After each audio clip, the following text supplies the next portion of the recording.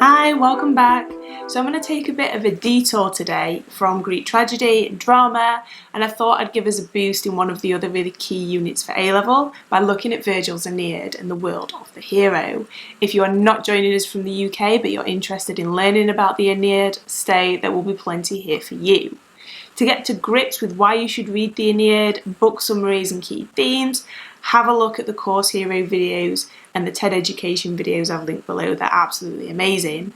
But what I thought I'd do is go in more thematically and look at key themes and really key debates to help you understand the scholarship around the Aeneid.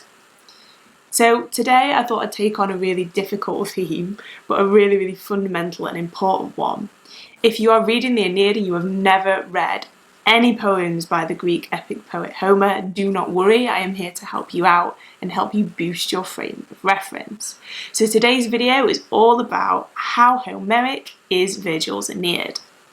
So Virgil's Aeneid was written in the 1st century BC in Rome. It was written under the Emperor Augustus, and the relationship between Virgil and the Emperor is not altogether clear. People sometimes try and suggest that Augustus commissioned the Aeneid or was a formal patron of Virgil, and it's safer to say that Virgil is influenced by living in Augustan Rome and the threat of not supporting the emperor, so the relationship's not as clear-cut as sometimes people like to suggest. When writing Virgil's Aeneid, Virgil takes on a lot of Augustan themes, and this is where it's very different from Homeric epics. So the 3 big epics from the classical world that we tend to study regularly, that appear on course lists all the time, are Homer's Odyssey, Homer's Iliad, and Virgil's Aeneid. Now the Odyssey and the Iliad are Greek epic poems. They were written around the 8th century BC, and they are still set in a Homeric or heroic past. So they're set at the time of the Trojan War, and they're telling the story of the events during the Trojan War, during the Iliad, and the events immediately after in Homer's Odyssey, when the Greek hero Odysseus leaves the Trojan War and tries to find his way home. Virgil's Aeneid fast forward to 1st century BC Rome, and it is again telling the story of the Trojan War and the events immediately after. So what Virgil is doing when he writes the Aeneid is he's working in this Homeric tradition. It's an epic poem in form, which means it follows a certain metre called dactylic hexameter, which is a metre that really makes the poem sound like horses are galloping. It is an extended story, so although we often refer to it as a book or a novel because English translations make us, it's actually just a very long poem, and each section of it has been divided into books by modern editors. So whereas Homer's epic poems, the Iliad and the Odyssey, have 24 books or chapters in each of them, according to the way we split them up, Virgil's Aeneid has 12. So it's a little bit different in length and scope. It still talks about the Trojan War and events after, but the key difference is what Virgil's doing is he's trying to connect the Romans in the present to these heroic heroes in the past and give an origin story and a foundation story for the Romans using Homer's literary examples.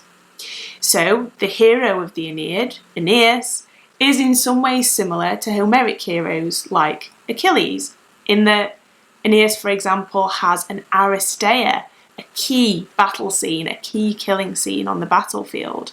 And we see this later on in the second half of the Aeneid, which is mainly preoccupied with Aeneas at war. So sometimes we see him being a very fierce hero like Achilles in the Iliad. We see Aeneas going on a journey and wandering round to find a home, a bit like Odysseus in the Odyssey. And this has made some people suggest that when Virgil wrote his epic, he split it into 2 portions. So we have the first half of the Aeneid, which is similar to the Odyssey, because Aeneas leaves the Trojan War and he wanders around different islands trying to found a new home. And the second half of the Aeneid, which is Aeneas at war, where Aeneas is fighting to establish himself in a new land. So very roughly carved up, the first half is Odyssean and the second half is Iliadic. But there's more to the Aeneid than copying Homer's homework. What Virgil tries to do is knit Augustan present to Homeric heroic past. And so throughout the Aeneid, Aeneas is on a very different journey from Homer's heroes. Aeneas is on a character arc where he's trying to become a Roman ruler. And so throughout the Aeneid, we see him becoming a little bit more formidable, a little bit of a better ruler every book that goes by. Another key difference is that in the Aeneid, you will find little snippets of Augustan history, and I call these Augustan anachronisms. An anachronism is something that's outside of its own time, and what Virgil does is he takes things from, 1st century BC and he puts them into the world of the Trojan War, which would be like 12th century BC, even if we were to assume that the war really happened, which is a whole debate in and of itself. So Virgil's Aeneid is Homeric in so much as it has an epic form. It has really key epic themes, so it has an epic hero. It has wanderings like Homer's Odyssey. It has war like Homer's Iliad. And it has a hero who shows traits of Homer's heroes, even if he takes this forward in a more Augustan and kind of Roman way. So Virgil is working within a canon of Homer's poems, but doing something that's a little bit more modern, that's progressing towards becoming Rome. What we're going to do throughout the series is look at really specific passages of the Aeneid and bring out some of these key themes to look at them a little bit more. But I hope that's given you a bit of help with the key debates about Homer versus Virgil and when each is writing and how they both address the Trojan War. I hope you liked that video and it was helpful for you.